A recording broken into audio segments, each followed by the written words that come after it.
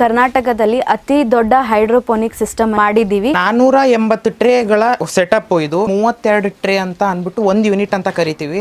ಆ ತರ ನಾವು 15 ಯೂನಿಟ್ ಅನ್ನು ಹಾಕಿ ಕೊಟ್ಟಿದೀವಿ. ಫಸ್ಟ್ನೇ ಸ್ಟೇಜ್, 2ನೇ ಸ್ಟೇಜ್, ಇದು 3ನೇ ಸ್ಟೇಜ್. 8ನೇ ಸ್ಟೇಜ್ಗೆ ಎಷ್ಟು ಎತ್ತರವಾಗಿರೋ ಮೇವು ಬರುತ್ತೆ, ಎಷ್ಟು ಚೆನ್ನಾಗಿ ಬೆಳೆಸಿದೀವಿ. ಇದು 3ನೇ ಸ್ಟೇಜ್ದು ಯಾವ ರೀತಿ ಮ್ಯಾಟ್ ಫಾರ್ಮೇಶನ್ ಆಗಿದೆ, ರೂಟ್ಸ್ ಎಲ್ಲ ಎಷ್ಟು ಚೆನ್ನಾಗಿ ಬೆಳೆದಿದೆ. ಒಂದು ವಾರಕ್ಕೆ 2.5 ಟನ್ ಅಷ್ಟು ಮೇವು ನಮ್ಮ ಹೈಡ್ರೋಪೋನಿಕ್ ಅಲ್ಲಿ ಬೆಳೆಸ್ಕೊಂತಾರೆ. 1 kg 1 ಟ್ರೇ ಅಲ್ಲಿ ಹಾಕಿ ಹರಡಿಸಿ ಹಾಕ್ಬೇಕು. 1 kg 1 ಟ್ರೇ ಅಲ್ಲಿ ಹಾಕಿರೋದು ನಮ್ಗೆ 8ನೇ ದಿನಕ್ಕೆ 8 kg ಮೇವಾಗಿ ಸಿಗುತ್ತೆ. ಬೇರ್ಗಳು, ಇದು ಕಾಳು, ಇದು ಕಾಂಡ, ಇದು ಮೇವು. ಇದ್ರಲ್ಲಿ ಯಾವುದೇ ವೇಸ್ಟೇಜ್ ಆಗೋದಿಲ್ಲ. ಇದರಲ್ಲಿ ನಿಮ್ಗೆ ಫೈಬರ್ ಕಂಟೆಂಟ್ ಸಿಗುತ್ತೆ. ಟೈಮರ್ ಅಟ್ಯಾಚ್ ಮಾಡಿರ್ತೀವಿ, ಅದು ತಾನಾಗೆ 2 ಗಂಟೆಗೊಮ್ಮೆ ಆನ್ ಆಗುತ್ತೆ, 1 ನಿಮಿಷ ನೀರು ಸ್ಪ್ರೇ ಆಗುತ್ತೆ, ಅದಾದ್ಮೇಲೆ ತಾನೇ ಆಫ್ ಆಗುತ್ತೆ. ಇಂಡಿ ಬೂಸ, ಚಕ್ಕೆ ಬೂಸ ನೀವೇನು ತಂದು ಹಾಕ್ತಿರಲ್ಲ, ಅದರಲ್ಲಿರುವಂತ ಪೌಷ್ಟಿಕಾಂಶಗಳು ನಮ್ಮ ಈ ಹೈಡ್ರೋಪೋನಿಕ್ ಫಾರ್ಡರ್ ಅಲ್ಲಿ ಇರುತ್ತೆ. ಕುರಿ, ಕೋಳಿ, ಮೇಕೆ, ದನಗಳು, ಹಸುಗಳು, ಎಮ್ಮೆಗಳನ್ನ ಸಾಕ್ತಾ ಇರೋಂಥವ್ರಿಗೆ ಇದರಷ್ಟು ಪೌಷ್ಟಿಕಾಂಶ ಹೊಂದಿರುವಂತ ಮೇವು ಕಡಿಮೆ ಖರ್ಚಿನಲ್ಲಂತೂ ಸಿಗೋದೇ ಇಲ್ಲ. ನೋಡಿ ಎಷ್ಟು ಚೆನ್ನಾಗಿ ತಿಂತಾವೆ ಎಲ್ಲಾನು.